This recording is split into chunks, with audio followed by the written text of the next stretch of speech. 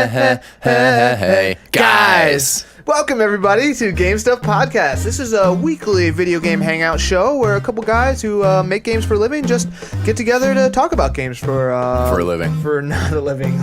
For a living, yeah, sure. This is episode 14 now, Shawn. We forgot to mention that last episode was unlucky. Very, very unlucky. Well, the thing in fact, is, if we you were didn't listening to mention that it. show, there's a high likelihood that you died. They're probably dead. Yeah. Our whole fan base is dead. I think that's why the listeners are going down. Does that make us murderers? It could. Not again. I mean, it's not our fault. It's just like that's nature. Like, It's what the cosmos. made 13 unlucky? The Babadook? No, I think it was the Babadook. He snuck in there. He's like, yeah, I can't count to 13. I fucking hate that number. Yeah. So I'm gonna make it unlucky. Well, how would he know it was unlucky if he couldn't count to it? Because he didn't know how to get never there. got He there. knew about it, but he couldn't get there. Like he would try to go like 1, 2, 3. Fuck. I wish fuck was a number. That would be so great. Fuckity 5. Well, everybody, if you don't know what you're getting into, this is a show where we talk about games and stuff. So, sometimes we derail a little bit. It's very specific. We're here every Monday around noonish. Sometimes things get delayed. Sometimes Shawn fucks up. And, the podcast doesn't come out until a little bit later on Monday. Hypothetically, that could happen. It has never happened. But Brad has certainly exhibited that hypothetical situation. That's okay. That is okay. Brad, you're really good at taking hypothetical things and making them real when it comes to fuck-ups. Well, anyways, besides all the fuck-ups that have happened, I am one of your hosts, Brad Snyder. This is my boy over here, the lesser the lesser host, Shawn the Ripper Crick. Anyways, Shawn, let's just dive right into what have you been playing? Me? This is going to be easy. Yeah. I haven't played shit. Oh my gosh. Shawn, tell me why not? Here's why. Couple things. So recently I started getting into training pretty hardcore for endurance sports. Pokemon training? No, endurance sports. Oh, okay. So I've always run. I've always ridden a bike. You've always run. Yeah. He's always run, guys. You and I used to run back in the day to each other's houses and stuff in Pennsylvania and like the sweltering 90 degree, 90% humidity. Here's what summer. happens. Like, are you going to get your mom to be able to take you over to your friend's house? No fucking way. Doubt it. I guess I'll run there. Guess I'll get my own 2 miles. feet. Yeah. 3 miles there and back. So I kind of had that like base training, but recently I hooked up with this group that. Oh, you guys hooked up, huh? Yeah, we all hooked up. Tell me about it. Let's go into more details about the hookup part. They ride bikes around LA, and I have a bike to commute to work. Which to me seems fucking impossible because this city sucks for riding That's the thing. bike. That's the coolest thing. The city is amazing for riding bike because once you go out the PCH and turn inland into Malibu, it's countryside. Yeah. It's like all ranches and farms and shit, and you see hay bales stacked and like there are no cars. It's amazing. There are farmers out there. They got like their pitchforks. They're waving mountains. at you. Yeah. Cool. Prospero! And then they come running at you with a chainsaw and fucking cut your head off when you're biking. It's not great. But so That's why you gotta ride faster. It's great training. You know? Exactly. These guys are all doing Ironman races and stuff like that. So I decided, hey, that's cool. So they're racing Iron Man? Like he's fucking flying next to them and they're racing him? And they're winning. Oh my God. Against Iron Man. That's with good. all his technology, all his flight. It doesn't matter because he's not propelled. training. He's not training properly. No, he doesn't have all the technology in the It's world. all about time in the doesn't make up saddle, for a strong base. Time on the feet.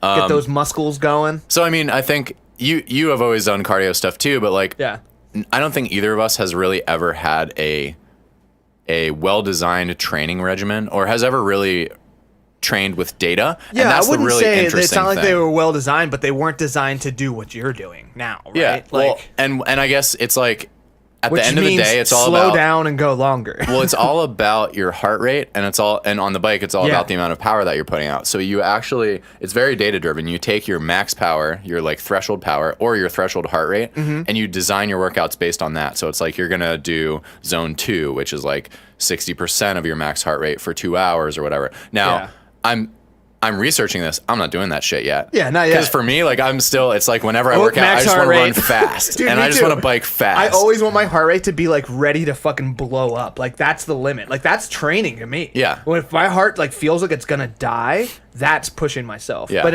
apparently there's different ways to push yourself. And much more efficient ways. Yeah, exactly. You have to like train your body to use sugar differently than it currently does, and that just takes a lot of really specific training. So that's stuff that I'm getting into, and I've been spending a lot of time doing that. Yeah, dude, you've been waking up at like 5 a.m. Like 5:40 or 6. Yeah. So I mean, biking 50 miles takes like 3 hours, so that's a long workout. Yeah. So that's one thing, and then the other thing is I've been working late at work because we have this huge internal event coming up that I'm helping with on like the content side, helping to get together a bunch of engineering talks and all that.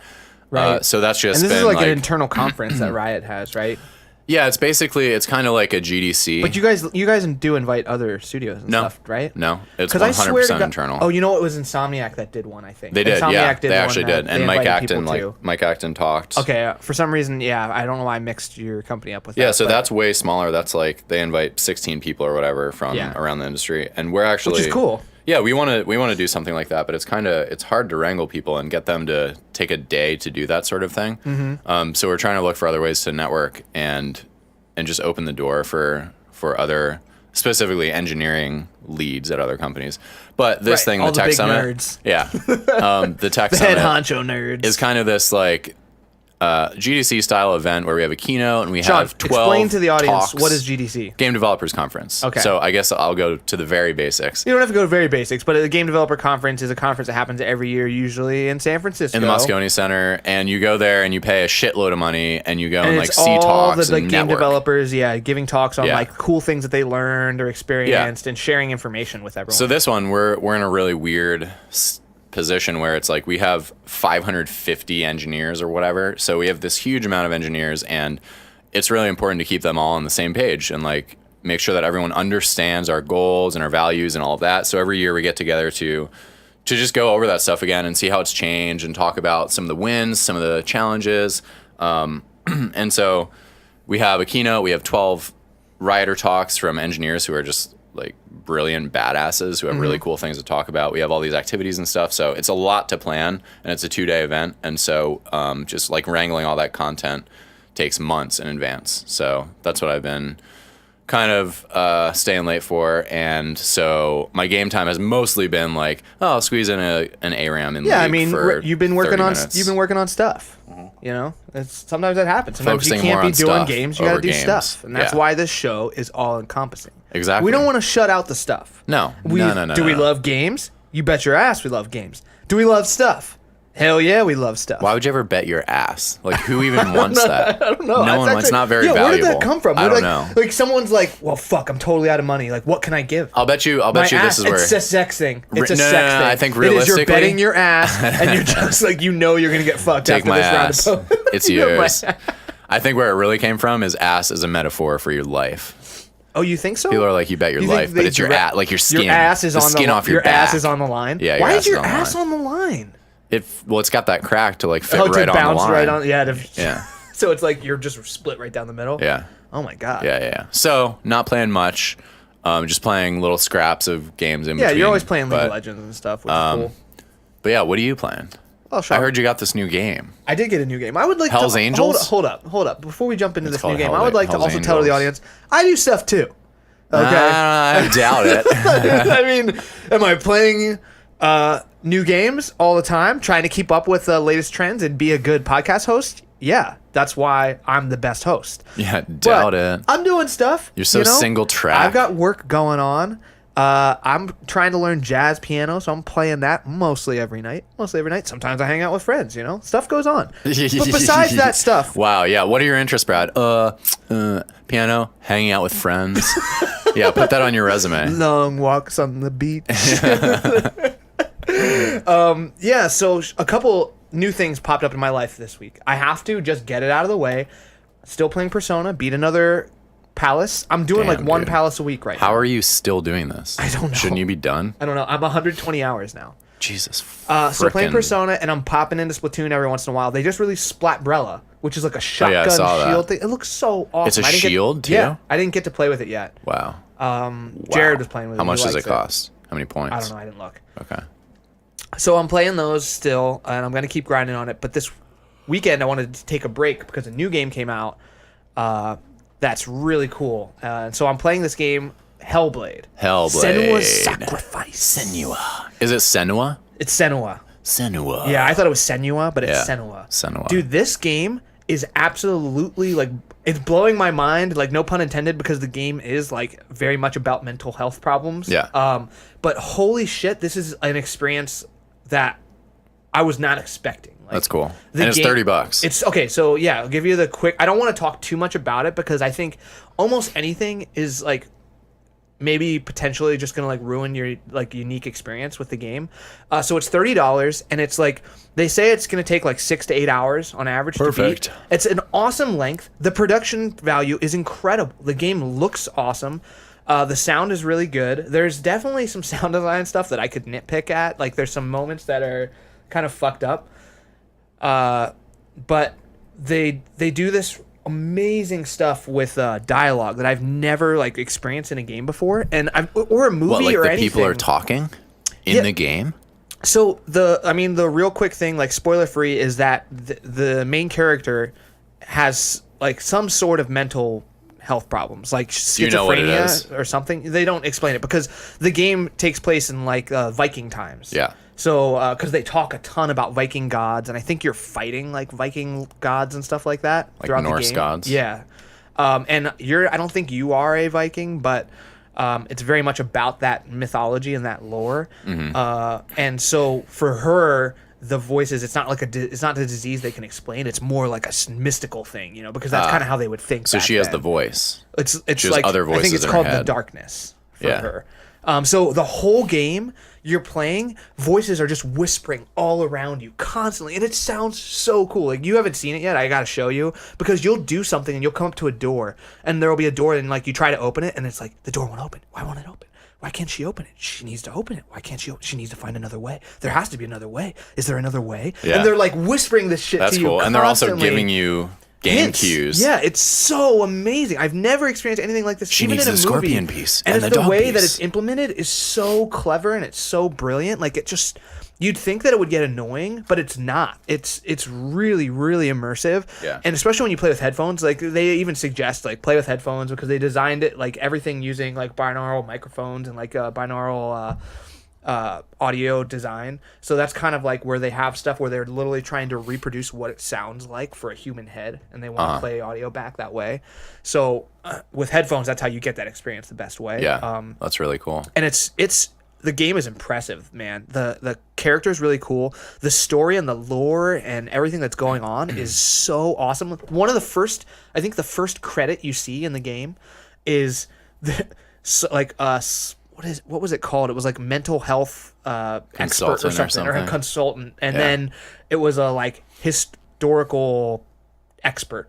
And so those are the first two credits before you see director or anything. They're like, this is a fucking as accurate as we can representation of what this would like, what it would be like to hear voices in your head and like what they say and how they act, and then also this like history and this lore and the shit we're telling you is like straight up legit. And that's it. That's really cool. There you go. It's so cool.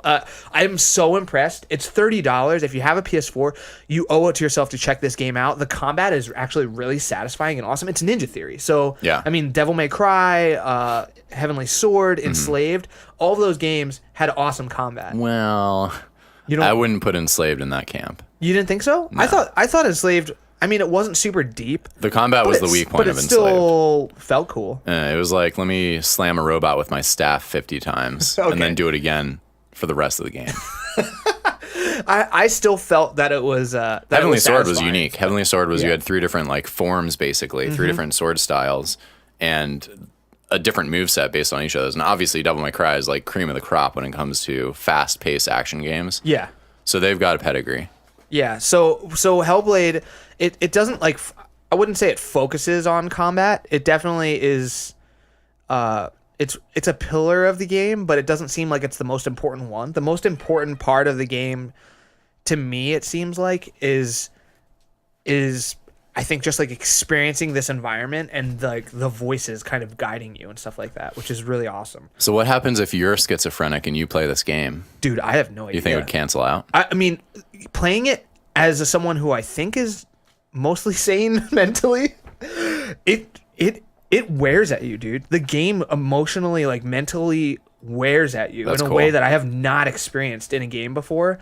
And because they're like, it's constantly like second guessing you, and it's so fascinating because when you're in a fight, the game also has this mechanic that caused some controversy this week. It has permadeath apparently, so it tells you that because there's like a corruption growing up your arm, and it tells you every time you fail, the corruption will grow, and if you fail too much, your experience will be erased, and it will delete your save data. That's cool. And it's like this really awesome like pressure it's it kind tension, of puts on. It's tension that it puts on you.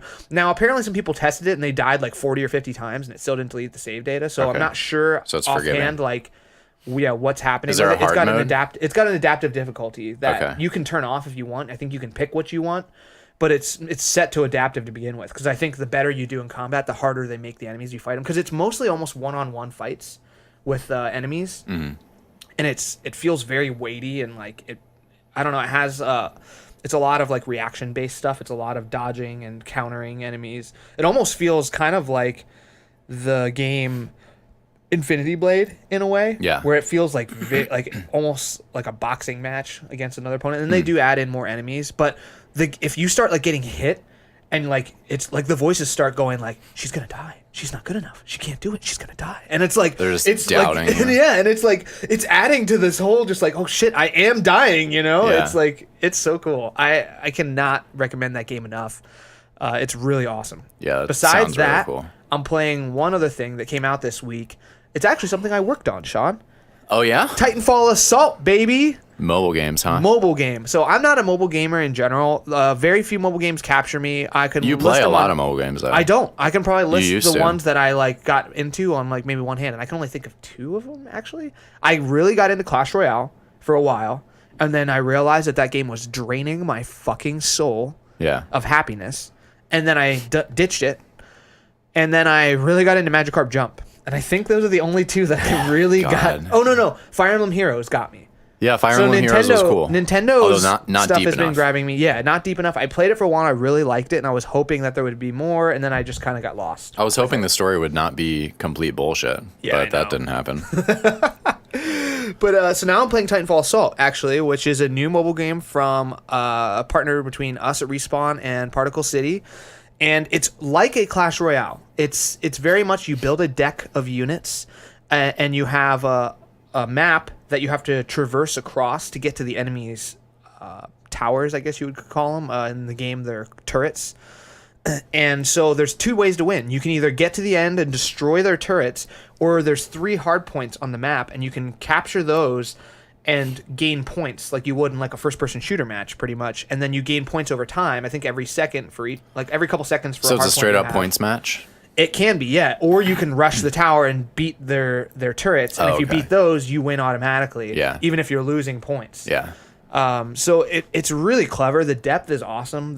It's really cool to see all the units. Like if you enjoy Titanfall at all, they did a really great job of capturing the vibe of like a Titanfall battle and putting it in this cool little just RTS screen where you're watching all the units doing all this stuff. It's really fun. I'm a little worried about if it's going to hold me for too much longer, because I don't think they quite give you enough for free. You get like very few credits for winning a match. You get like eight coins or something, or 8 credits. 8 coin. And then it's like, I need now like 300 to level up a unit at the point that I'm at. And just play more, dude. Yeah, well, How long that's are the the frustrating matches? part. They're like 3 minutes. That's pretty cool. It's short, and it can be over really quickly. And Clash Royale is faster than that, right? That's like I think so. 2 or something. I think it's a little bit longer than Clash Royale because it has more depth than Clash Royale. Yeah. Because the units are a lot more complex. The maps are more complex. Because they're unique. There's actually 4 different unique maps that have different layouts and different turret locations and different hardpoint locations. Whereas Clash Royale, it's like a different skin, but it's still the same map. Yeah. So 2 lanes. I'm playing that a lot right now and really enjoying it so far. It's cool. I worked with Particle City on replacing most of the sound design in the game and getting comp down assets of all the Titanfall stuff. So it's really cool to hear all of our Titanfall stuff on the mobile screen. And the reception has been really good. Like, I think the last I checked, which was like maybe 2 days ago, there's already 1,000 reviews on iTunes. Free to play. Yeah, it's crazy. That's what happens. Yeah, it's nuts. On iTunes, dude, what world do you live in? You mean the App Store? Yeah, whatever. iTunes App Store. What it's is the this, same like thing. 1990? It's the same thing, okay?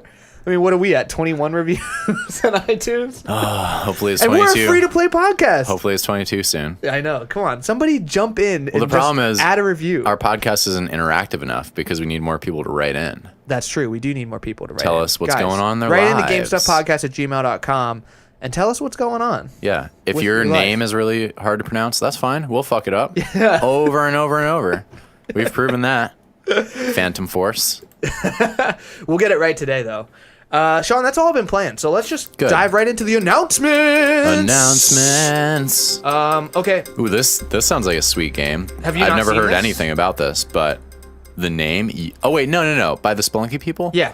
Okay, so maybe first announcement we have this week, UFO 50 announced a collection of 50 new games from the creators of Spelunky. This is nuts because that's not what I creators of thought it Spelunky, was. Downwell, and more have announced their next project, a collaborative collection of 50 brand new 8-bit games called UFO 50. The announcement trailer below gives a glimpse at some of the games available. I watched this trailer. It's nuts. They literally have 50 like Nintendo level games in this collection. I don't know how long they've been working on this. Well, I'll bet you this is all the prototypes that they didn't end up making. So what it is they said each game is like a little bit smaller than what you would find in like a retail collection, release from a Nintendo game at the time, or like an 8-bit game at the time. But they said they're all full games. They're not mini games, and I don't know. It seems really cool. It's a cool idea. It seems so crazy to do. I mean, for indies, like they make a game in 2 days sometimes. They'll go to a hackathon and just hack something out, and it'll be a cool concept, That's true. but it They won't be crunch through polished. So I wonder if they just have all this shit on the cutting room floor. Tons of ideas, yeah. I didn't think about it like that. That's pretty smart. Next announcement, Tempest 4000 announced. Now, this is exciting to me because I love Tempest. Tempest 4000, the long-awaited sequel to the classic arcade shooter Tempest, is officially in development, they said. The game is being developed by Jeff Minter, creator of the 1994 remake of the original game, Tempest 2000. That's hilarious. Yeah, the sequel will release sometime later this year for PC and current gen. Well, I mean, the original Tempest, I think, came out before 1994 even. Yeah. So Tempest 2000, I don't know when. It doesn't say when the original one came out. But it's kind of tricky when it's called Tempest 2000. I know. Well, you know how like everyone did that back then, though. I think Robotron did the same thing. Robotron 2084 or something is what it's called, and it's like that's what the future is going to look like. You know, it's terrifying.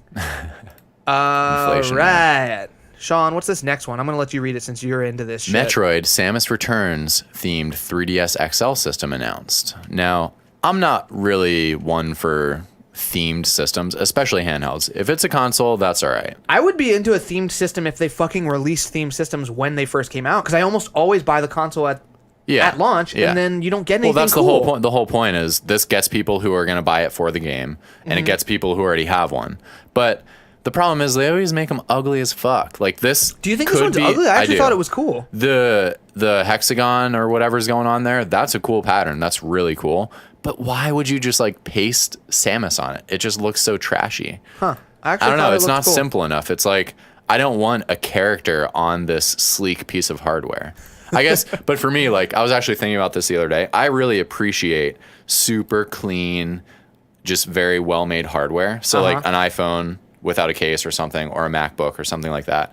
I enjoy that kind of industrial design. Yeah. So I don't want to paste. I would like never put a sticker on a laptop. Whereas some other people, that's the point of their laptop. Stickers. I mean, that's their personality, Shawn. I mean, that's just who they are. Stop trying to bring me down, man. My Little Pony. And then like Apple gives you a fucking sticker with your computer, which is always trips me out because it's like there's still an Apple. There's an Apple on the computer already. Yeah. Well, you gotta have more apples to put on your car and your apples. Yeah, I don't know, man. Like I feel like the sticker stuff can be good on certain things, and then I don't know, on a computer. I don't know that I've ever put a sticker on anything and been happy about it. When you were talking about industrial design, like you really like an iPhone without a case. Yeah. I wish they could fucking build an iPhone that didn't need a case. Dude, I had my iPhone 6. Awesome. I had my iPhone 6 for 3 years before I smashed it on the ground. I mean, that's 3 years. You got lucky though. That was a lucky streak because I'm telling you right now. I got unlucky. After 3 years, though, because you had 3 great years. That wasn't luck. That was great. That was like, I threw that thing all over the place. It's a tank. Unless you drop it on concrete or something. Which is exactly what will happen when you don't have a case. That's what I did. Because I had my iPhone 4 without a case for years. It was fine. Then I bought my iPhone 5, and I was like, "Fuck Apple Care. I don't need it. I don't need it. I don't use it. Fuck Apple Care. I don't need it. Fuck the case. I don't need it." 2 weeks later, in Target parking lot, dropped it, smashed it, obliterated it. Then I got it fixed, and then 2 weeks later, I left it in a cab, and it got stolen. Yep, you lost so many phones in that period. But the new design, though, like the iPhone 6 on, is actually way better for that because the edges are rounded. Everything about it is so rounded that it just absorbs impact. So I never felt like I had to baby it. And then that one night, out a little too late. Yeah, you know, I think that might have been alcohol too, huh? Alcohol will fucking threw it on the fuck ground. Your iPhone up, man. It's like, and then it hit the ground, and Liz's reaction was like, "Oh my god!" And I just started laughing. Like as it shattered, I was like, yeah, I know. Oh man, dude, Liz's reactions are always hilarious because they're always like 10 times like crazier than they need to be. All right, Shawn, next one. What do we got here? Dragon's Dogma. Dark Arisen gets PS4, Xbox One release date, and then they have the still for this video is hilarious. It's a dragon. No, the one below that, because it's this like really derpy guy dude. just looking at you with his weird hair. Okay, so Dragon's Dogma Dark Arisen, which was a PS3 and Xbox 360 game, when's it available, Shawn? Is coming to PlayStation 4 and Xbox One on October 3rd. That's cool. This is kind of a cool game. It was after Dark Souls, and it kind of took a lot of inspiration from that. But what's weird about it is it was much more open than Dark Souls. It wasn't like very funneled past. It was like it was much more open, and then like the monsters were awesome. Like you could climb on them, like Shadow of the Colossus and stuff. Oh yeah. It seems like this game was really interesting. I think I only played the demo. Same here. My boss Eric Kraber loved this game. He thought the it was story is really amazing. zany too. It's out there. I don't know anything about the story. I just know the gameplay was actually really unique. And it's interesting they keep pushing Dragon's Dogma as in like with these like they did the Dark Arisen, which was like a redone version of the game already on PS3 and Xbox 360, and now they're doing it again on PS4. And then they have apparently an MMO going, but I mean hopefully they're working on a legit sequel because I would actually play it now on PS4 or Xbox One. I don't know if I'm going to go back and play this one. Yeah, I think there's too much to play right now. Yeah. All right, so another Fallout 4 master Game of the Year not edition. A remaster, just a re-release. Wait, why is it taking them this long to get Fallout 4 Game of the Year edition out? This is like way too. Came out last year. Did it? Yeah. But when did it come out last year? It had to be like August or something, right? Wait, did it come out last year? Or was it the previous year? It feels like it's been a long Because remember they time. announced it at E3 and then it came out later that year. Yeah. So was it last year? No, I don't think so. Was it the year before that? I think it was the year before. Oh my god. It feels like it because this feels like it feels like forever been a while. ago. This is a great game. It's not. I think it's a good game. I don't think it's a great game. It's great. I think it's close to the same level as Fallout 3. The problem is it's the same game. Yeah. So if you played Fallout 3, which was a masterpiece, playing this is kind of like, oh, cool, it looks slightly better, and you can build a house. So Fallout 4 is getting a Game of the Year edition. Oh, so it is nearly 2 years after its release on September 26th for PC, Xbox One, and PS4. That's really weird that, it's the Game of the Year edition 2 years later. Yeah. I mean, I guess they must have had a lot of DLC coming out. They did. So it'll have all the DLC, which is awesome. I couldn't get into it. I played it for like 20-some hours, and I was liking it. But after playing like Witcher 3 and the quality you get in that game, like Fallout it's doesn't janky. hold up. It's janky. It doesn't hold up in a good way. The game loop is so satisfying. Just going into these like little micro dungeons kind of and scavenging and everything and upgrading your weapons. Yeah, I finished it. Oh, you did? Yeah. Okay, so you finished the main story. I thought you had played it quite a bit more than the end is awesome. Yeah. Yeah. Let's tell everyone about it. Sure. So you get this. I'm just kidding. All right. Next up, Hand of the Gods, Smite Tactics, heading to PS4 and Xbox One.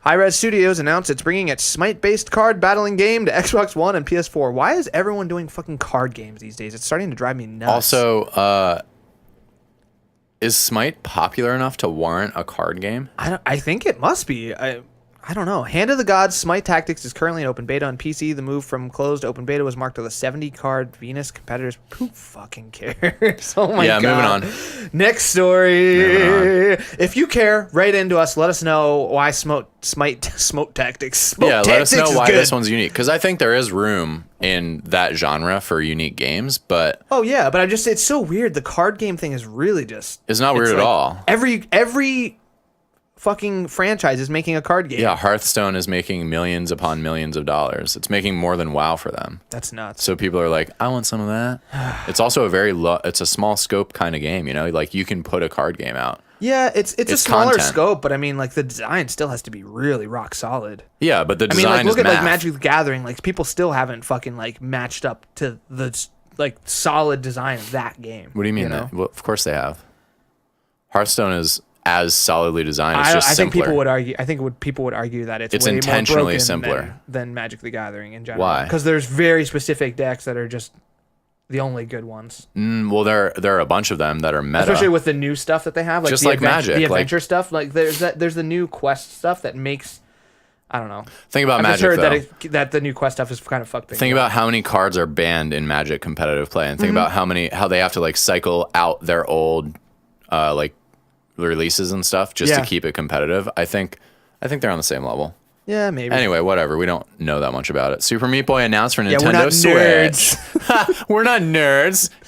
You're the card nerd. game nerd people. Nerd mother frickin' fucking cards. All right, Shawn, what is this? Super Meat Boy? Yeah, coming to Nintendo Switch. That's cool. I played a little bit of this on Vita. Played a little bit on PS4. Super fast. Never played super it. platformy. It just looks gross to me, so I don't want to play it. And that's how I am with Binding of Isaac. Binding of Isaac looks the same way. It just looks gross. And no matter how good the game is, like, if I just don't enjoy the aesthetic, I just don't want to play it. All right. Yeah. What's going on in Ed McMullen's head? Like, he makes these really gross games. No, dude. I guess they don't have any release on it, but they tweeted a picture of a Switch with Meat Boy running on it, so it could be really soon.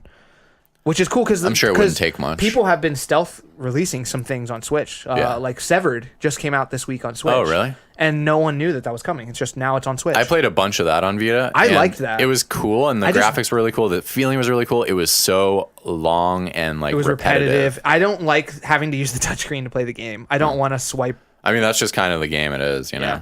Speaking of card games, Artifact. Everything we know so far about Valve's next game. Okay. Let's go into this a little bit. What is it? A Dota-themed digital trading card game developed by Valve. Valve. From the sound of it, Artifact aims to recreate a game of Dota 2 in the form of a 1v1 card game. The International 2017 house, Shawn Plot, even explained that anything you see in Dota, it's here. Yeah, we don't need to go anything else. Basically, Valve teased everyone that they're announcing a new game. People got excited, and it's a fucking Dota card game. Yeah. Another card game. Everyone's doing it. Everyone's doing it. Is Dota even popular enough to warrant a card game? Dota's way more popular than Smite. But what I'm wondering is like, I guess I just don't know what these characters are. Like, how are so many MOBAs making characters that are supposed to be unique and distinctive and interesting? They're all archetypes. They're all like pretty much similar versions of the same archetype. Yeah. So a lot of MOBAs have the like super tanky rock guy or the archer. Who's sexy. Sexy archer guy. And like the seductress vampire man. Yeah. And the like the short little creature who's kind of cute but really a fucking asshole. Oh yeah. That's true. Wait, here's a knock-on news story that's actually interesting about Dota 2. Okay. Knock it on me, dog. The AI project that Elon Musk funded. Ooh, I heard about this. OpenAI actually beat Dota 2 pros at Dota.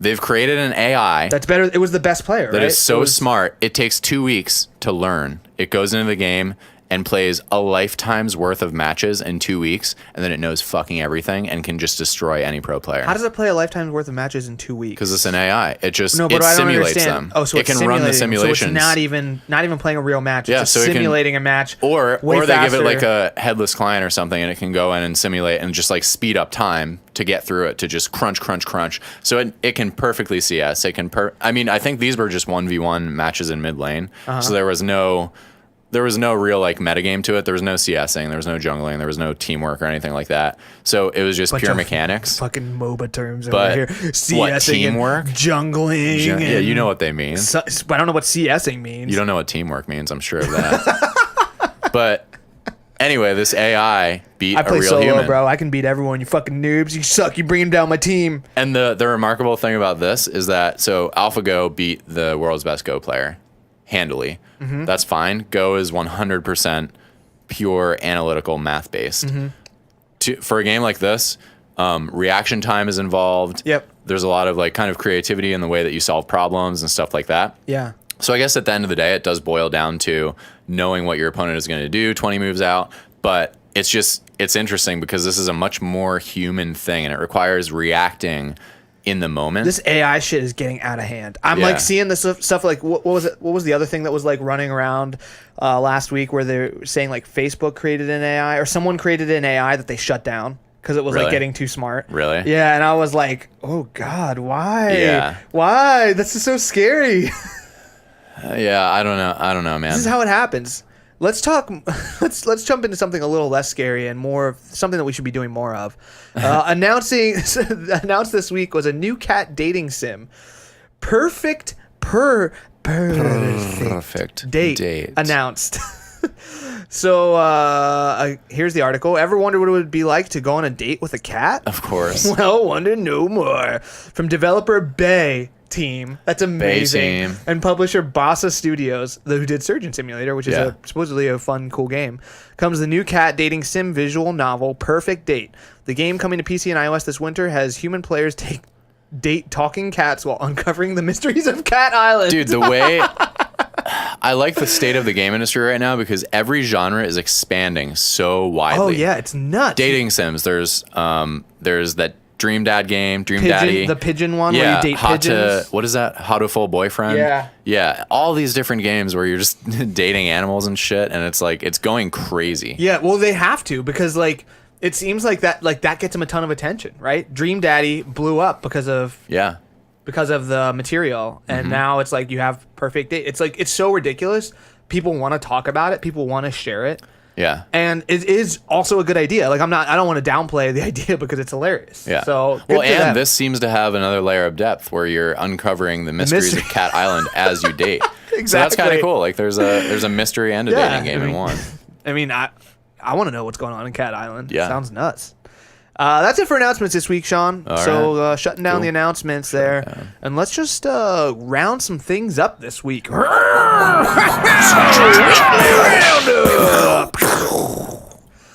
Shawn, tell us about this first thing on the weekly roundup list here. All right, I will once it loads. Nintendo World Championships. Oh my God, this page keeps flickering in and out of existence. IGN's website. Nintendo World Championships 2017 announced. Now, wait, this is an actual thing? Like, people are competing over Nintendo games? Read more of the story because it'll tell you a little bit about it. The Nintendo World Championships is officially returning this year, Nintendo revealed today.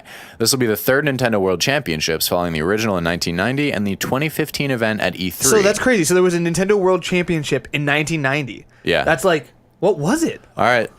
This year, it will be held in Manhattan Center's Grand Ballroom on October 7th. Yeah, but it's so the last one they said included games like Splatoon and Super Mario Maker. Oh, this is cool. Qualifiers will be held in various Best Buy stores across the United States this month and next. I say we jump in. And the challenge is a Mario Kart 7 time trial on the 3DS. That's the challenge? A Mario Kart 7 time trial, not Mario Kart 8?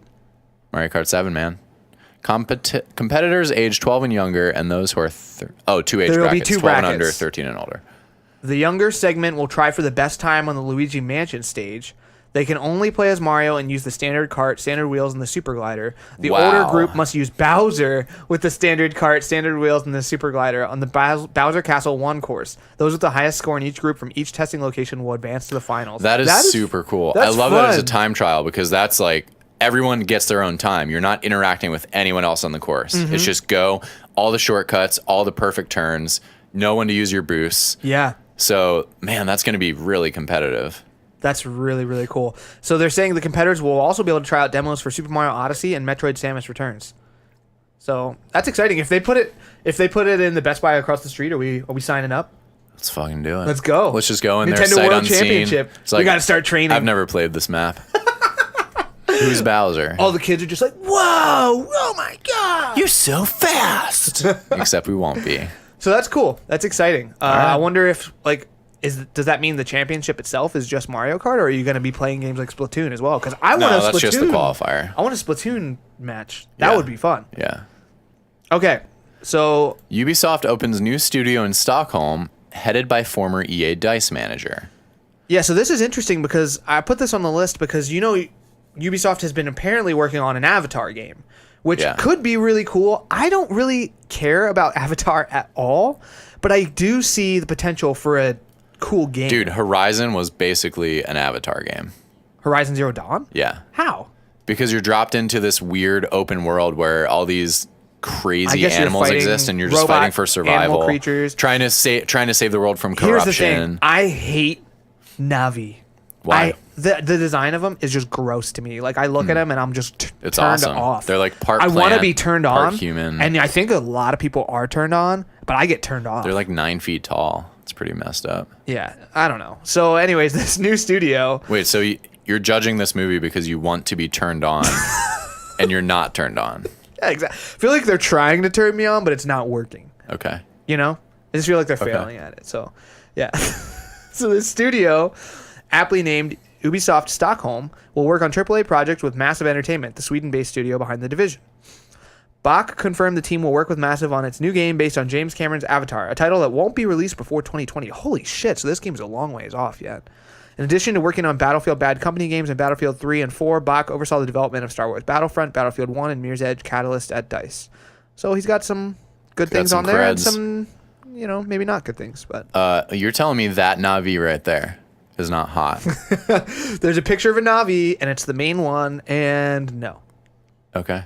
All right. You don't like stripes. That's fine. That's not the only problem I have. Freaking racist. Okay, this next one I saw this week and I found really fascinating because I kind of agree with them. I did not like this game, but so many people did. Tales from the Borderlands devs want their characters in Borderlands 3. So they changed the title of this because this did have a different title. Yeah, it said that it was considered a failure. Yeah, so I don't know if they changed this a little bit. So apparently, I'm going to boil this down a little bit here and see if I can get to the quote that I wanted to originally talk about. Apparently, Tales from the Borderlands, they designed those characters, Fiona and Reese, hopefully to go and continue on in Borderlands 3. Mm-hmm. So they wanted these characters to be a part of Borderlands 3. They said, we wanted to essentially hand back to Gearbox fully fleshed out heroic characters that they could then use in Borderlands 3 and beyond. Fiona voice actress Laura Bailey seems to have been one of the few who didn't know this was the plan. I had no idea. I would have been more nervous had I known it could potentially lead to future games. Why? So IGN loved it. Wouldn't you want it to lead to future games? That's really weird.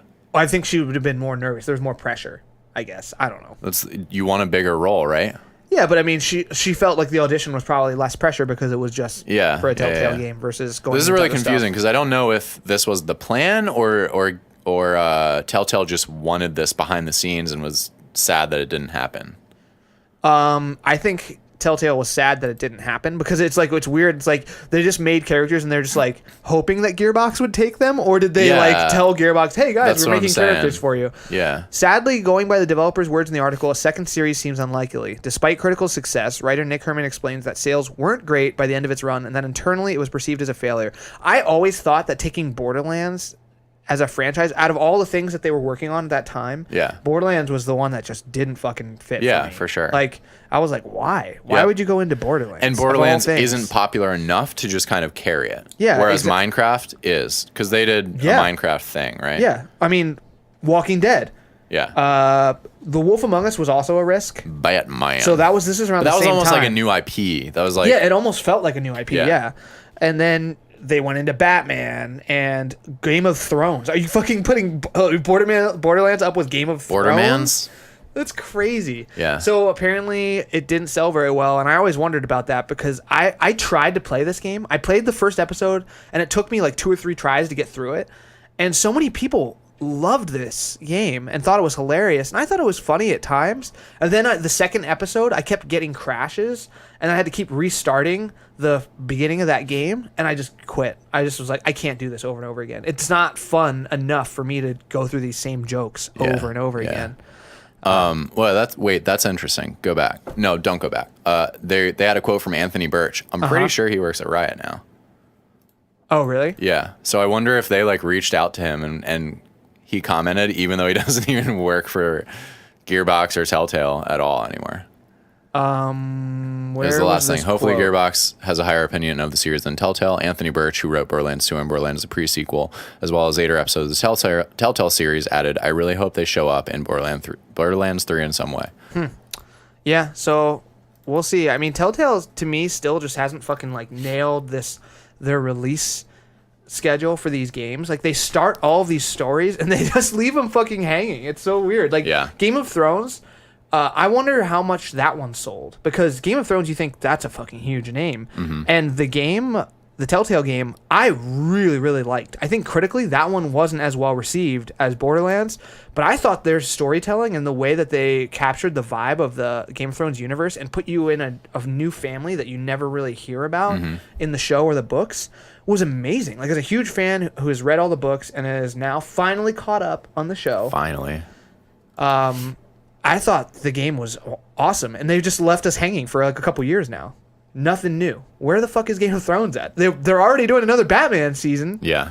Well, I mean, you probably nailed it. Like, it probably wasn't as profitable as Batman, and so they gotta kind of like prioritize based on what the audience wants, because they're a pretty small studio and they've got a lot of shit in the air right now. I would argue they probably aren't very small anymore. For the amount of things they're doing concurrently. Maybe. They probably have like 500 people. Each team is probably like, 40, 50 to 100 people or something. Yeah. For each game, maybe. And their timelines, man. Even though you sometimes don't hear when they're going to release the next thing and it takes longer than you expect or whatever, they are. I wonder what the dev like 10-hour schedule's games like over there. Are they crunching all the time? Months. Yeah. Anyways, next story up. Shawn, what do we got actually, here? I have heard that previously, like with The Walking Dead and stuff, that was the case. Oh, really? Constant crunch. People just burning out left and right. Yeah, I can imagine, because they're trying to get this. They need to finish the whole game before they start releasing it. They haven't been doing that. They've just been getting an episode out, and then like you would wait with Wolf Among Us. I think there was like a 4 or 5 month gap between two of the episodes at one point. I don't think they have the liberty to do that, though. I think it's kind of like they're working with these licenses and they want it out on a date, and they're like, "Yep, we can do that. We can do that. Okay, guys, go do that." I know, but then the weird thing is, so then they start one episode, but then they don't do the next one for like 5 more months. So it's like, what's going on there? I think they just have to like get the first one out. Maybe they have to start it going. Yeah. Yeah. Next story is PS4 firmware update 5.0 to reportedly add 1080p 60 frames per second Twitch streaming support. I didn't even know it didn't have this. And then it's the subtitle down here is for those with a PS4 Pro. I don't know why that's not in the title. Yeah. So the 1080p 60 frames per second Twitch streaming support is for a PS4 Pro. Why didn't you say only. PS4 Pro firmware update? It's because it's for regular PS4 for both, as well. So there's some details that have released. It's not honestly very exciting. I feel like I was kind of hoping for more from the 5.0 update. So I'll share a little bit about what Eurogamer here has kind of leaked out. They say the update also adds the ability to follow any user account without needing a friend request or maxing out your friends list, which is cool. Xbox has been doing that for a while now. Yeah. According to the update notes, Sony is doing this to encourage more sharing of content and more interactions among players and boost the viral potential of UGC for developers. What is UGC? Oh, God. That must be something creators? Yeah, I don't know. Players will all have the ability to block users as well as the option to choose whether or not they want anyone or just existing friends to be able to follow their account. Other additions in the forthcoming update include expanded account management options with new family accounts that can feature multiple adult accounts, as well as updates to system notifications, making them visible from the quick menu. According to Eurogamer, Sony plans to launch the new firmware update alongside a revamped PlayStation app in the not-too-distant future. In the meantime, check out the latest episode of Beyond, blah, blah, blah, blah, blah. Yeah, just... I don't know. I was kind of hoping for more. Still can't change your name. I would love to change my PlayStation name. BRADG is just kind of like... Well, it's not, it's not my... Yeah, I need Big B. That's like... that's been my newer persona. I mean, I'm not going to get it exactly. Some numbers after it. I mean, I'm fine with taking my Twitter name, Big B Snyder. Okay. whatever, same thing. YOLO Snides 420. YOLO Snatch for 2069, baby. All right, Shawn. This one, I'm sure you've probably heard this one already this week. You're work at a company that's pretty big with esports. Yeah. So, Esports could be part of the 2024 Olympics. This is so surprising to me, and I don't know how I feel about it. As someone who loves games, I don't know. To me, it just doesn't seem like an Olympic sport. Like I mean that maybe that's just like the old traditional person in me, but like I feel like Olympic athlete, that's something different than an esport athlete. I don't doubt that. I'm not saying that they're not an athlete, but I don't know. Yeah, I think it's kind of weird. I think this is just another step in legitimizing this as a real sport. Because I mean, ESPN has picked it up. Universities have picked it up. Like you can get a scholarship for playing esports now at some universities. Yeah. So it's becoming now a more and League more of Legends legitimate. player can be an Olympian. Well, I mean, when you look at all the Olympic sports, some of them aren't really physical. Some of them are just mental games, and some of them, like, I mean, I don't want to make fun of any one sport, but there's fucking curling in the Olympics. So yeah, so I guess it makes sense. I should look at a list of like all the Olympic events so I can feel less weird about this. Because I just jumped to my head of like lifters and basketball players and just all the shit and runners. Well, and the thing is, like, those people can do their sport, but can they play a video game at a competitive level? Probably not, and vice versa. I mean, well, that's the thing. You can only really master one thing, right? So wrong. I don't think that's wrong. So don't hold yourself back, dude. It's in the running for the 2024 Olympics. That's cool. It'll be. I think the spirit of the Olympics is it's competition. It's the That's highest true, level right? of elite competition. That's true. I didn't think about it like that, and it is. And so Korea's going to win all the gold medals. Korea will most certainly win. Yeah. I mean, not well for League, yes, but for other and for StarCraft, if that's a thing. And probably for Overwatch, and probably for everything, CSGO. dude. Fucking everything. But maybe for Dota, the Euro people can pull through. So Shawn, this week, huge new update for No Man's Sky. Wow, it's been a while. It's been a while. Tell us a little bit about this, Shawn. All right, Hello Games. Stop scrolling. Hello Games has released full details in a new trailer for the Atlas Rises update, which appears to be being. Are you kidding me? Joe Screbbles? Are you fucking kidding me? For release today. Which appears to be being prepped IGN. for. Oh my! Get your fucking shit together. What's going on? You used to be the best, IGN. I don't know if I can read on. Okay, well, I'll read on then. Well, there's details about the update. I wanted to read these because it actually. I watched the trailer and like. It looks appealing to me. Yeah, so did the original No Man's Sky. I always was interested, and it seems like now they're finally getting to a point where it's like if you wanted that original promise, they're getting closer to it. Could it just be Ark, but tuned well? Yeah, I know, right? So they added in 30 hours of new story content, including the appearance of a new interdimensional alien race. That sounds so boring. That sounds so boring. You think that sounds boring? The appearance of a new interdimensional alien race. But that's what the story hinges around. I guess. But I mean, that's really cool to add in like 30 hours of like a quest line story. It's cool if they do it right. They didn't do any of the story stuff right in the first place, so I have no confidence in that one. They have a limited online co-op called Joint Exploration. Why is it limited? Because it's really interesting. I don't think you're your own character. It's like it's basically the first step in adding a more in-depth multiplayer experience.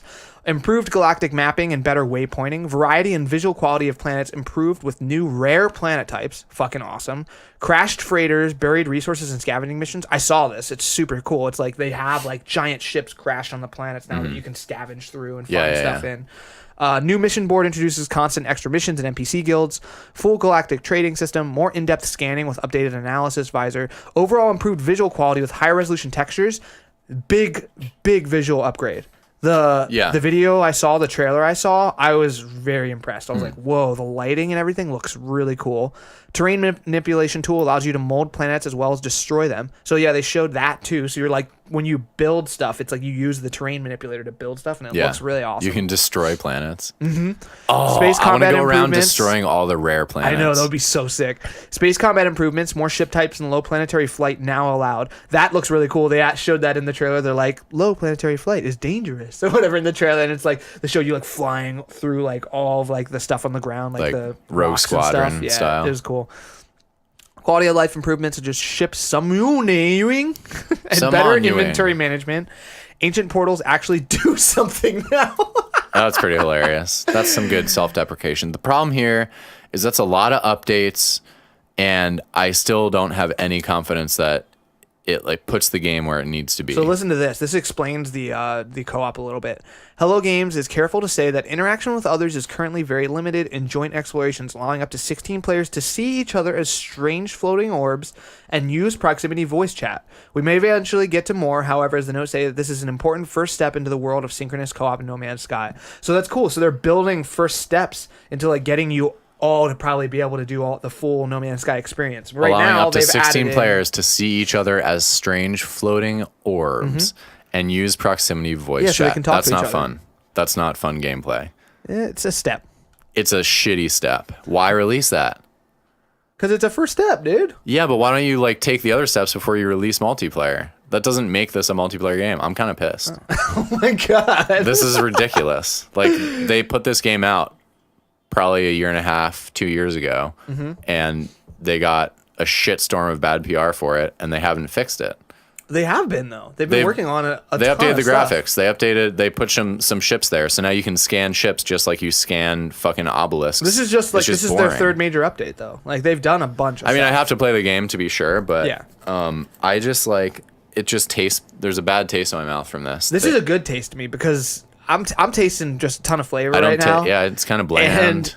And Maybe a it's little good acidic. to me because it's like when the steak came out, it sucked. Yeah. I sent it back 3 times. Yeah. Now it tastes good, and they did a good job. They worked hard to But make you this still steak have taste better. that bad track record of service that leaves a bad No. The taste in your service is mouth. good. That's the part. The steak was bad, but the service was good because Oh, they went no, it back wasn't. to take it out. No, the because they server has assured no you. control over how the steak tastes They in the first assured place. you. No, but the cook does, and the cook assured you that you'd be able to play multiplayer steak. And then he took it away and gave you a shitty tri-tip that just They never didn't assured you sit you'd right. be able to play multiplayer, by the way. That was always an assumed thing. No, he 100% said yes. He did at some point. There was an interview and they said something about multiplayer and he's like, let's just say yes. Anyways, moving on from No Man's Sky. I'm not as sour on it. I actually am intrigued by that update. This is the last story. We're going to wrap up the roundup this week with this. It's interesting because I hadn't really thought about changes to this system, but apparently Xbox has been, or Microsoft has been. Shawn, tell us about this. Microsoft working on fundamental change to Xbox achievements. Changing the unlocks. That's kind of funny. Like changing the locks. Yeah. You don't want to get, broken in I got it. by a burglar I who's going to fucking steal get all it. your stuff in your games. Microsoft has And your teased an ass. update that fundamentally changes the concept of Xbox achievements. Speaking to Windows Central, Xbox Platform Corporate Vice President Mike Ybarra explained that his team is working towards a bigger, more meaningful change about somebody's gaming accomplishments and history as a gamer on Xbox. That's cool. Yeah, so I guess. The idea, it seems, is to reward those who intensely play a single game as much as those who play many games. And don't worry, score hunters, it sounds as though traditional achievements will be sticking around. We can do a lot more to reflect and let people show their gaming history and their status. Whether it's somebody who only plays multiplayer in Halo 5 at a professional level, maybe they only have 2,000 gamer score. You want to be able to celebrate that person. This is fucking fascinating. This is really cool because tons of people do this. Mm-hmm. They only play one game. And it's right. Like, your achievements don't really show how good you are at that Minecraft. one What game. if you just play Minecraft? Yeah, or like you play League of Legends all the time, Yeah. right? And like there's nothing to like there's no system in place that There is. shows you I was actually just going to talk about that. Oh, We have a system called Mastery, and so you basically it's like there are 7 levels of Mastery. Mm-hmm. The first couple go by pretty quickly just by playing with a champion. You get it per champion. So say I like Heimerdinger, or we'll go with Vladimir because you played Vladimir and you were horrible at it. that was fucking great. Yeah, right. You just played it 'cause Sanguine. you love sucking blood, running around as a puddle on the ground. So first couple levels are just like you'll unlock them by playing your champion a bunch, and then once you get to the higher levels, to get 6, you actually have to get 6 is like you have to get an S- or higher because we have this rating system, kind of like a fighting game now, where after every match you're scored based on like your CS Yeah. and your kills and everything, your deaths.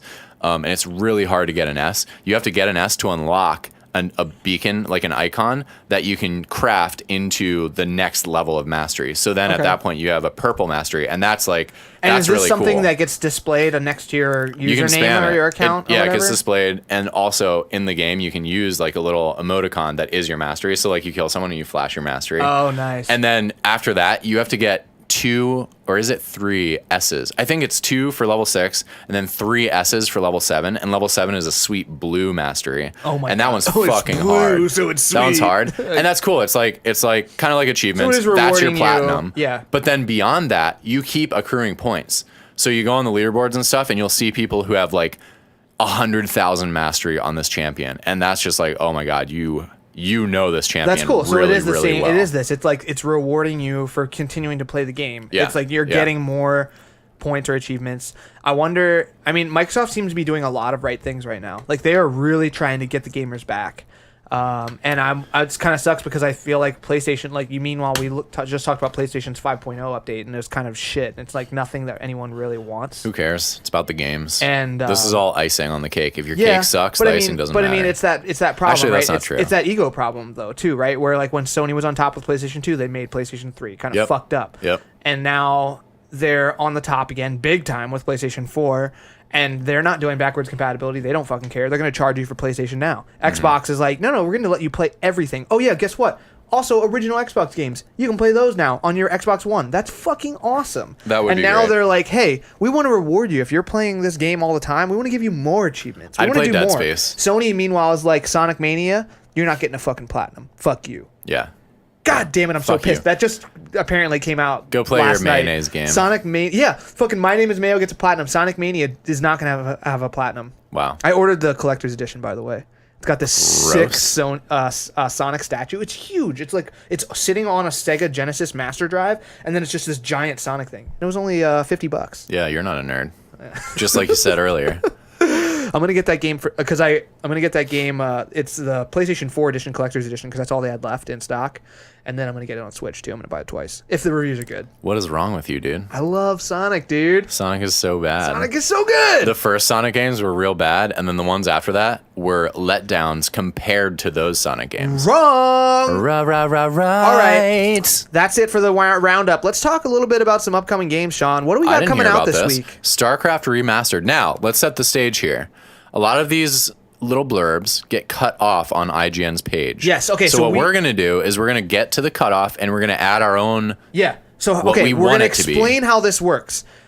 How I just it works, did. I just did. Yeah, no, but so the person will read the original description. Yeah. And then when it switches to like the other person, they're adding on something fake that's bullshit, just for fun, because IGN's little blurb is too short. Yeah. So, and it just ends in ellipses. Yeah. So, StarCraft Remastered on PC coming out August 14th. StarCraft, the groundbreaking sci-fi real-time strategy game, returns in a remastered 4K ultra-high definition. Low resolution screen. Ooh, that sucks. It returns in a screen. Okay. Okay, Sonic Mania! Dude, this is awesome. Sonic Mania is coming out this week. Finally, Nintendo Switch, PlayStation 4, Xbox One, and the PC version was delayed out of nowhere this week. This comes out August 15th. Actually, I want to jump back real quick. StarCraft Remastered, that's cool. That's really cool, and I hadn't heard about that. I'm surprised. I knew it was coming. I didn't know it was right now. Sonic Mania brings fans back into the 2D world of platform games with nostalgic pixel-style art and core classic exercises. Nice. Okay. Conan Exiles on Xbox One coming to your Xbox August 16th. Conan Exiles is an open-world survival game set in the brutal lands of Conan the Barbarian. Now, that one That's just it. ends. That one just That ends. one's full. So we don't get to play So the I'll move game. on. Troll and Die. What the fuck is Nintendo this? Switch. Oh my god, I saw a I saw trailer this for this too. game. It's so It gross. looks insane. So gross. It looks so gross. August 15th. Discover the dynamic bond between Troll and Otto, two outcasts struggling to survive together. These unlikely Shit trolls and their friend Otto get into a bunch of shit. Ew. That was so not creative. All right, Agents of Mayhem, featuring an original storyline. Wait, this is out this week? Oh my god. Okay, this came out of nowhere. I forgot that this was coming out. What is it? It's the new game from the guys or that something? do gosh, the Grand Theft Auto ripoff, Saints Row, Oh, okay. Volition. Yeah. I don't want to say ripoff. That was a mean thing. It's did. a totally original You said thing. it. But I was trying to And we recorded it, so. Shit. I never played Saints Row, but they looked cool. Angels of Mayhem, featuring an original storyline, trademark over the top open. Oh my god, this is terrible. Featuring an original storyline, trademark over the top open world gameplay, and the look and feel of a distinctive Card game. Agents of Mayhem is a card game. It's not a card game, but oh boy. Shawn. Thumper on Xbox One. We already talked about August this, right? 18th. August Yeah. 18th. Thumper combines classic rhythm action with speed and physicality. You control Thumper, a space beetle, while... Trying not to die. Okay. All right. Sudden Strike 4. With Sudden Strike 4, the legendary tactical real-time strategy series returns better than ever, bigger. Better and ballsier. Hell yeah. Ooh, Matterfall's out this week? Matterfall, PlayStation August 4, 15th. August 15th. The over-the-top arcade-style action game Matterfall follows an unexpected hero fighting for survival on a ravished... Island of sexy females. Wow. Okay. Okay. Sexy females. Wow, Macintosh. We got some I know, we got Macintosh another up in here. Macintosh game this week? What the fuck? Dude, there's so many games. I mean, this one's on PC as well. Okay. There are too many games. Let's go. Yeah, you're reading. Oh, am I up? Beacon is a sci-fi themed action roguelike. You play as Freya, a highly skilled pilot for the private military. I'm just going to leave it there because that's a complete sentence. That is a complete sentence. Observer on PC, August 15th. Observer is a first-person psychological horror game that focuses on a dark dystopian setting and deep... Penetration. What? All right. Minecraft Story Mode, Season 2, Episode 2. I don't know what this is. This is in... It's Telltale's Minecraft game. I don't think it is. I think it is. Is it? Yeah. I thought it was something that was actually in Minecraft. No. Okay, Minecraft Story Mode, Season 2, Episode 2 comes out August 15th on Android, PC, Everything. Macintosh, iPhone. It doesn't come out on consoles. Oh, wait, no, it does. PlayStation 4 and Xbox One. Okay, so it must be the Telltale thing. Minecraft Story Mode Season 2 continues Jesse's saga in a 5-part narrative-driven episodic game series. That you won't be able to put down. Nice. We already did Observer. Observer. Undertale is out this on week. Vita. Yeah, and August PS4. 15th. And PS4. Undertale is a traditional role-playing game where no one has to get hurt. Fighting is wholly unnecessary. Negotiate. With your mom to make it out of your bedroom alive. Ooh, okay. Night Trap 25th Anniversary Edition PC and PS4. Dude, this is crazy. I can't believe this game's coming out again. I don't even know what it is. It's that old FMV game where like there's a bunch of girls having a sleepover and you're trying to protect them from vampires. And it was like very controversial because it was like the girls are like, it's like teenage girls, like they're sexualized teenage girls, and you're trying to defend them from these vampires. People like took Never it the heard of wrong it. way. You've definitely heard of it. Definitely haven't. The controversial horror action FMV action game. What? They said God. action twice? Starring Dana Plato has you observing a pajama sleepover of several Types of action. Top Gear Road Trip on iPhone. Oh. August 17th. Featuring 120 levels.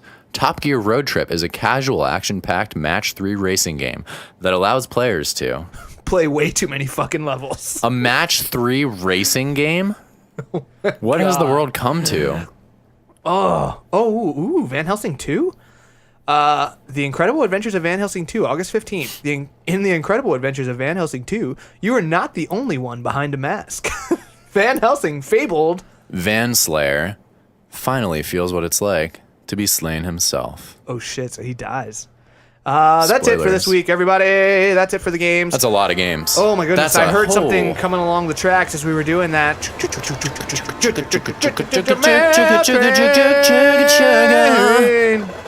Get off the tracks, please. Okay, not a lot to go over this week as far as the mail train goes. Okay. First up, we got from Midday Autumn, I think also known as Skylar something on Twitter. Skylar Summers, I believe, on Twitter. Oh, it's autumn. How could reached it out be to us. summer? Well, he's got like multiple accounts. You He's got can't- at least, I think he's got an account for every season of the year. I would think that he would use that account during that season, but I think he just fucking switches Maybe them all it's up. maybe it's how his like mental state, how he's feeling. Oh, I You know? didn't think about that. Like you feel like autumn, you feel like winter, you feel like spring. Yeah. What's the other one? Shummer. Okay, so Midday Autumn asks, did the Switch bring you back to Nintendo? Or have you had every console there is since you got your first? This is a little confusingly written, but I get what he's saying. We get it. I've had every console except for the Wii U because that thing's a piece of trash and no one had it. Let me go through my history of what I've owned. Do I it. guess. Go. So Go. the first Nintendo thing I got, Game Boy. Then I got a Game Boy Color. Then I got a Game Boy Advance. Yeah. I mostly didn't personally own a Nintendo console until the Wii. So I didn't have an NES. My mom had an SNES. So I guess we had an SNES for a while. And then I bought all the consoles retroactively though. Like at a yard sale, I found an NES, so I bought that. Yeah. And I eventually bought a GameCube, so I had that at some Never point. played it. But I never really played it. I gave you an N64 because I had two. I bought like a box of that's right. shit. I had an N64. I didn't play that. Yeah. And then I You bought stole my I bought a GameCube. Wii at launch. No, I didn't. Yeah, you like brought it home with you one year. Maybe or I had it something. by accident then. Yeah, and then I was like, "Where's my GameCube?" Because I didn't play it. That's for and then, sure. And I just bought a new one because they were like $10. So I had a bunch of them, but I didn't play them. I think I've had every Nintendo handheld except for the Virtual Boy. Because I had Game Boy, Game Boy Color, Game Boy Pocket. I had Game Boy Advance, Game Boy Advance SP, DS. No, I skipped the original DS. Because that thing was it was so bad. gross. Oh, it was a brick. Then I got the DS Lite with you. You and I, That we got was it. such We a camped great out system. at midnight At Walmart, yeah. By camping out, we mean we walked into the Oh store and no man, I one was got waiting Dawn of for it. Sorrow with that, and it was so good. Yeah, the DS Lite I had. I didn't get a DSi because why the fuck would I? I already had a DS Lite. Yeah. And then I got a 3DS at launch. Uh-huh. Sold it because it sucked. There was nothing to play. Yeah, It's yeah, terrible. yeah. And then I got a 3DS back eventually. I got a 3DS XL. Because it's actually one of the greatest. And so I systems had a ever Wii created. at launch, but I sold it for like a huge profit to one of my buddies. You sold it for $20,000. I wish. Oh my god. No, basically I sold it to my friend, one of our friends in high school, Alex DiNincenzo. I sold it to him for his PS3 and I think like an extra like $100 or $200 because the PS3 was like $600 at that point. So it was like a huge profit for me because I paid what $300 for the Wii. That was pretty stupid on his part. It was, but he really wanted the Wii. Why? I don't know. He was a Nintendo fanboy. Yeah. So basically, I completely skipped the Wii U as well. I had no interest in it, and the Switch, you could say it's got me, like it's kind of like I have the console, but for me, it's really I have the next handheld because I never ever play it hooked up to my TV. It's just so nice to just pick it up out of the dock. You go to your bed. Yeah, play exactly. It, I mean, I don't drop even it on yourself when you fall asleep. Yeah, so for me, it's like I have like the next handheld. So I've pretty much almost always had all of the Nintendo handhelds. What about you, Shawn? Yeah. So I got that Game Boy Color from my grandparents. After that, someone at my mom's work, or my mom and dad's work, they both worked at the same place, was an animal hospital. They left worked behind at the same place, They Shawn? left behind. Isn't that it was illegal? scandalous. They left behind a Game Boy Advance with the Rugrats game, which was surprisingly Dude, I still awesome. can't believe you fucking got that like It was left so behind. That awesome. is so sick. And my sister and I were supposed to share it, and I basically just took Fuck it. that. Yeah, fuck Yeah. that. She can't play games. My grandma gave her a Tamagotchi and didn't Dude, give me anything. I was like, you what the owe fuck, me Grandma? a Game Boy.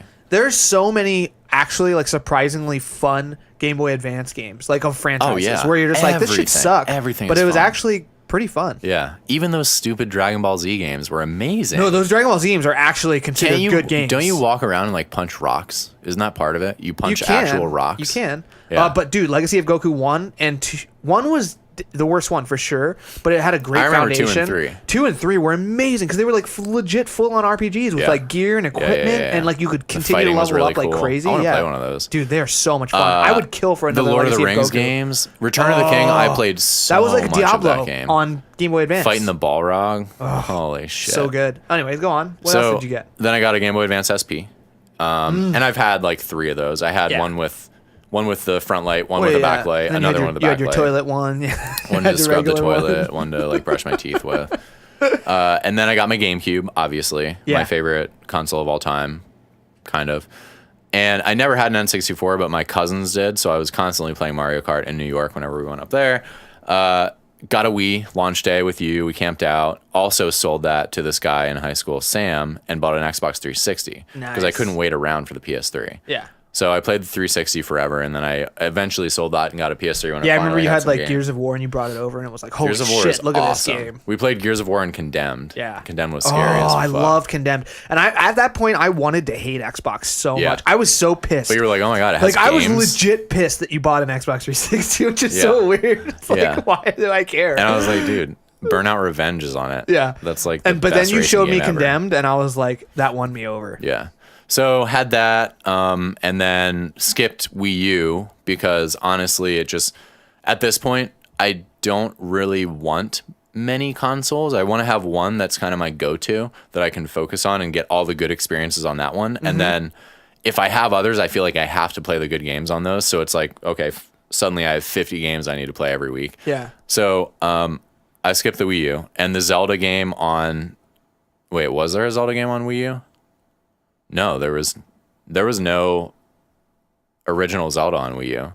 That's part of why I never bought one. Because if there was, I probably would have bought it. because it was supposed to be Breath of the Wild. Yeah. And then they just kept delaying it. So then I bought a Switch, and the Switch is amazing and what every Nintendo console should have been. And also, once they get the Virtual Console going on Switch, it is actually going to be a perfect system. Yeah, I think so too. If they get GameCube and Wii and all these games on there or whatever, oh my God, that'd be so awesome. I wonder what their next hardware iteration is going to look like. I don't know. I don't want to think about it because I'm going to buy it. Yeah. Don't think, just buy. All right. So anyways, thanks for writing in Midday Autumn. That was a good question. You should, why don't you tell us about your experience? Like, have you had all the Nintendo consoles or is the Switch like your first one or did it bring you back? Yeah. Anyone else, I'd love to hear about that because I do really feel like the Switch is bringing tons of people back into the Nintendo fold. Yep. Even non-gamers like Maggie. Yeah, that's true. So the last question we have today, here we go. If you could do the VO of one of your favorite video game characters of all time, who would it be and why? Your friend Phantom Force. Force? Not Forza, he says. Yeah. P.S. Just call me Phantom. Nope. LOL. I'm going to call you Force. I'm going to call him Phantom. I'm calling him Force. And you call him Forza. All right. A Forza. A Forza. Vroom, vroom. If you could do the VO of one of your favorite video game characters, this is such a trippy question. If I could do the VO, first of all, I have a terrible voice. My voice would not work for any character. Like, I think of, like... Hey, guys! You just fucking freaked Whisk out. It's me, Billy Hatcher. Yeah, I'm Billy Hatcher. Dragon Thatcher. So... You fucking thatch dragons. You just go up and, like, build roofs on them while they're sleeping. That's dangerous. Like, my favorite video game character of all time, there's only I feel like a couple that I could think of. When I saw this, I instantly had an answer. There's Snake from Metal Gear Solid. It. Snake. I would be But Snake. I mean, I would be terrible as Snake. Metal Gear. Metal Gear? Metal Gear. DARPA Chief? Metal. I also would love Geralt, but he's the same character. He's the same thing. He's like... Metal Sword. A dragon? Hippogriff. So, I don't know. I think that I would want to do someone else because I would have to do a character that I don't love because then I wouldn't love him anymore. I'd hate him. I'd want to do a villain. You know what I would want to do? I'd want to do a side character. If I could be like Geralt's best friend. Yeah. You know, like... Hey, Gary! Geralt, I'm back! And like he's just like pissed off punches the whole you in the time. face. Yeah, like, man, why would you do that? God, I hate your voice. I wish you weren't my best friend. I think it'd be cool to do a villain and just get crazy with evil sounding stuff. What? Like really crazy and evil. Not like a clown. Oh, okay. A villain. Oh, you know who I could do? Crash Bandicoot. Wow! Oh, wow! I could do that. I could just die over and over again. Wow! That's pretty Spinning, much all he hitting does. boxes. Here'd be my villain. Hand over the hostages. They're mine now. Oh my god, so you're just Batman? Mine would be like, hand over the hostages! They're mine now! It's like totally crazy. A Western character would be cool. Yeah, that'd be fun. Yeah, so I guess that kind of answers the question. I think we fully answered the question fully as much as anyone I could think ever that's hope going to be for. it for this week there, Shawn. What do you think? Okay. You got anything else to add to the show for No, the I think people today? I This think week? everyone just put your Think they got a tinfoil on your full-fledged windows. show here. Yeah, tinfoil. Put lock your doors, make sure the AI can't get in. 'cause Exactly. Shut down the AI. The second they can beat us at video games, they can beat us physically. That's true. So watch out. They're already going to be in the Olympics soon. Fucking video games. So Yeah. it's like And then the that's next AI will step. follow. Yeah. That's the AI's way into the Olympics. And once they have the Olympics on lockdown, dude, They got they're everything. going to get into our systems. They're going to get into the Pentagon. They're going to get into our consoles. They're going to be watching. Do you think it's theoretically possible to hack a human brain? Yeah. Like, do you think Absolutely. that a robot, Dude, we without any no devices in your head, like just can they like wirelessly figure out the transmissions that our brains give out or something? And then No, like, because hack our into brains brain? don't transmit. What are you talking about? But I could go into your brain, assuming that I had the correct Tools? training. No, I don't need tools. Okay. And I just cut in there, and I could cut out a part of your brain, and your personality would be different.